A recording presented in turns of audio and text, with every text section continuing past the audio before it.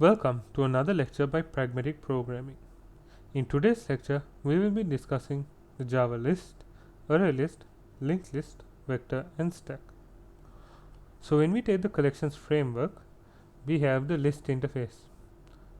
So the list interface of course extends the collection interface, and under the list interface we get four main classes: the array list, linked list, vector, and stack.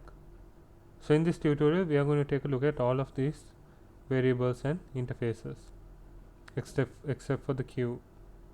So let's take a look at the list interface first. So the list interface is the child interface of the collection interface. It inhibits a list type data structure in which we can store the ordered collection of objects. It can have duplicate values. So unlike a set, we can have duplicate values inside the list interface. So list interface is implemented by four classes: the array list, linked list, vector, and stack. So how can we instantiate the list interface? So there are four ways. As you can see here, first we put list on this side. So the variable type is of type list, but we end up assigning object of array list or linked list or vector or stack. The reason is we cannot create an object of type list and assign it to list. The reason is list this has some its interface, so it has all unimplemented methods. So hence we cannot create an object of type list. Instead we have to create a subclass object of the subclass and assign it to a variable that is of the list type. That's what's happening here. So let's look at a few methods that are in the list interface. So the list interface includes all the methods of the collection interface. It's because collection is a super interface of list. Some of the commonly used methods of the collection interface that's also available for list interface are add. So this adds an element to a list. Then add all. This adds all the elements of one list to another. There's a get method. The get method helps to randomly access elements from the list. Then we have the iterator. This returns the iterator object that can be used to sequentially access elements of the list. Then we have the set method. This changes the elements of a list. And we have the remove and remove all methods. The remove method removes an element from the list, and the remove all method removes all the elements from the list. So let's say we have a list like 1, 2, 2, 3, 3, 4, 4, and we try to remove we use the remove all method to remove 3. It will remove both the 3's. If we use it to remove 4, it will remove all the 4's. That's the importance of the remove all method. So let's look at a quick comparison of the Java list and the set. So both the list interface and the set interface inherits the collection interface. However, there exist some differences between them. Lists can include duplicate elements. However, sets cannot have duplicate elements. Elements in lists are stored in some order. However, elements in sets are stored in groups like sets in mathematics. So these are the two differences between Java list and set. Let's move on and take a look at the array list class. So the array list class is the most basic implementation of the list interface. So the array list class implements the list interface, and it uses a dynamic array to store the duplicate elements of different data types. So what you should note here is it uses a dynamic array. What that means is that the size of the array list can change, unlike an array. The array is a fixed type. You cannot change the size. The array list maintains the insertion order and is non-synchronized.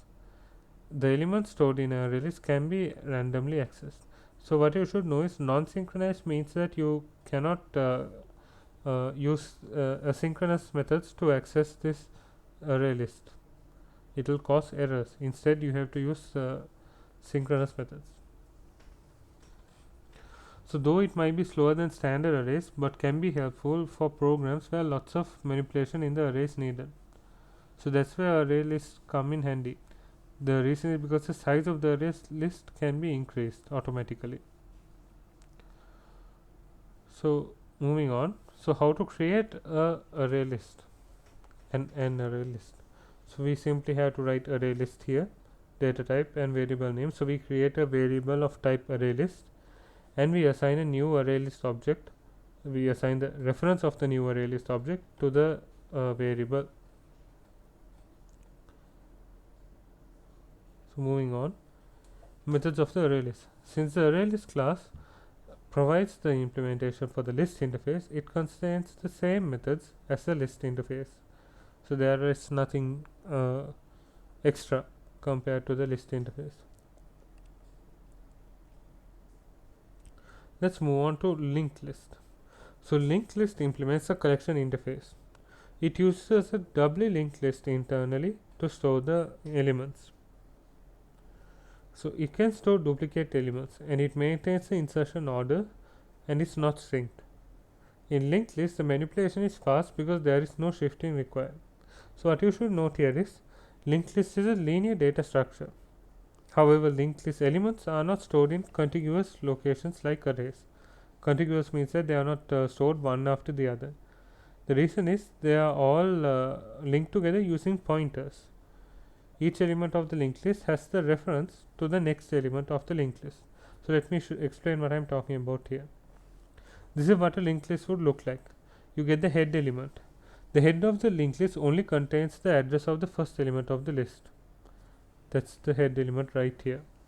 So this is the first address, or the address where the first element is. So if you look at the address of the first element, you get a key and value pair. The value is the value of the first element, and you get the key. The key contains the address or the pointer of the next node. So if you go now here, the head is 3200, so you go to that memory address. 3200 has 15 and 3600. So 3600 is the address of the next pointer. So then it goes and it looks for 3600. So here it has found 3600. 3600 has a value of 3 and has the pointer 4000. So again it go and looks at 4000, the memory address 4000. Here it has 17, that's the value. Then again 4400 and the value is 90. What you should notice that the last node of the linked list points to null because there is no other value afterwards, so it remains null. If you add another value, it will put the memory address of the new value here. Okay, the source of this diagram is from beginnersbook.com. Please note. So the last element of the linked list contains null, and this can be changed. Please remember that. Change meaning whenever you add more elements, this will be changed. So this diagram only shows a singly linked list. There is also another complex type of variation of linked list called doubly linked list. So the node of a doubly linked list contains three parts: pointer to the previous node of the linked list, the content of the element, and the pointer to the next node of the linked list. So this is a singly linked list, which means it only contains the content and the address to the next node. But the other one would contain, the doubly linked list would contain the address of the previous node, the content, and then the address of the next node. So moving on, how to create a linked list. So as you can see here, we create a variable of type linked list, and we assign a new linked list object to that. So moving on, methods of a linked list. Since the linked list implements both the DQ and list interfaces, it has the same methods from both classes. So there's no new extra methods. It's simply a combination of both the DQ interface and the list interface. Linked list versus array list. So this is a quick comparison of a linked list and array list. So a linked list implements list, queue, and DQ interfaces, whereas an array list implements only the list interface. So the linked list can store up to 3 values, that is the doubly linked list, whereas the array list contains only a single value in a single position.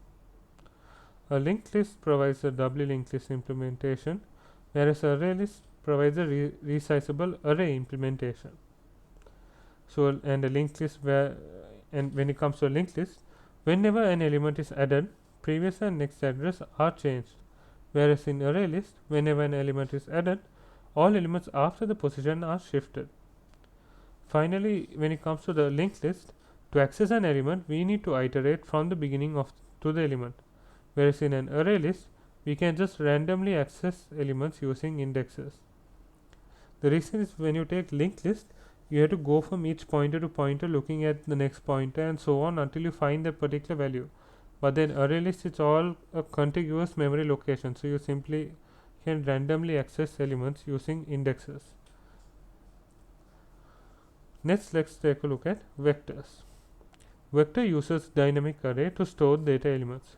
It is similar to array list, however, it is synchronized and contains many methods that are not part of the collection framework. A vector provides us with dynamic arrays in Java. Though it might be slower than arrays or array list, it can be helpful in programs where lots of manipulation in the array is needed. So, what this means is synchronization. What they're talking about is synchronization. So, when it comes to synchronization, it makes the vector slower than the array or the array list. But it can be useful when several methods are calling upon the same vector, because this prevents data corruption when it comes to synchronization. Moving on, how to create a vector. So here we create a variable name of vector type, and we create a new vector object, and we assign the reference of that vector object to this vector variable. Methods of vector. The vector class also provides a resizable array implementations of the list. So there's nothing new when it comes to the vector class. It's basically the same, because it provides implementations for the list interface. Java vector versus array list. So in Java, both array list and vector implements the list interface and provides the same functionalities. However, there are some differences between them. The vector class synchronizes each individual operation. This means whenever we want to perform some operation on vectors, the vector class automatically applies a lock to that operation. It is because when one thread is accessing a vector and that at the same time another thread tries to access it, an exception called the concurrent modification exception is generated. So again, this boils down to concurrency and synchronization. You don't have to worry about it now, but just know that vectors are synchronized or concurrent, whereas array lists are not synchronized. So however, in the array list, methods are not synchronized. Instead, it uses the collections.synchronize list method that synchronizes the list as a whole. So it is recommended to use array list in place of vector, because vectors are not thread safe and are less efficient. Let's move on to the stack. So the stack is the subclass of vector. It implements the last in first out data structure. So let me give you the best example of a stack. You take a stack of plates. So now when you have a stack of plates, you don't try to take a plate from in between the stack. You don't try to take a plate from the bottom of the stack. Instead, you will take it from the top of the stack. That's what's meant by last in first out. So the stack contains all the methods of vector class and also provides methods such as boolean push, boolean peek, and boolean push object. Yeah, so these two are different. They are overloaded methods. Just ignore it for now. Let's discuss it a little bit later. So how to create a stack. So here again we have a variable of type stack, and we assign the reference of a new stack object to this variable. Very simple. It's the same as all the other previously discussed vector, array list, and so on. So methods of a stack class. Since stack extends the vector class, it inherits all the methods from the vector. So if we go back to our vector, again this is basically the same as the array list class, but there are three different methods when it comes to the stack. There are actually five. Sorry, there are five more methods that distinguish it from the vector. The push method. So to add an element from the to the top of the stack, we use the push method. The pop method. To remove an element from the top of the stack, we use the pop method. Next we have the peek method. The peek method returns an object from the top of the stack. Next we have the search method. To search an element in the stack, we use the search method. It returns the position from that of the element from the top of the stack. Finally, we have the empty method. To check whether a stack is empty or not, we use the empty method. So the best practice is to use the array DQ instead of stack. The stack class provides the direct implementation of the stack data structure. However, it is recommended not to use it. Instead, use the array DQ class, which implements the DQ interface to implement the stack data structure in Java. The reasons, you might be wondering why I'm saying this. The reason is, first reason is inconsistency. Stack extends the vector class, which also allows you to access elements by index. This is inconsistent with what the stack should actually do, which is why this DQ interface is preferred, because the DQ interface does not allow such operations. It allows operations that are consistent with what a FIFO or LIFO, FIFO meaning first in first out or last in first out data structure should allow. The next reason is performance. The vector class that stack extends is basically the thread safe version of an array list. The synchronizations can potentially cause a significant performance hit on your application. Also, extending other classes with unneeded functionality can bloat your objects, potentially costing a lot of extra money and performance overhead. So it is always advisable to use the array DQ class instead of stack. That brings us to the end of this lecture. Thank you very much for listening. Hope to see you soon with a new lecture.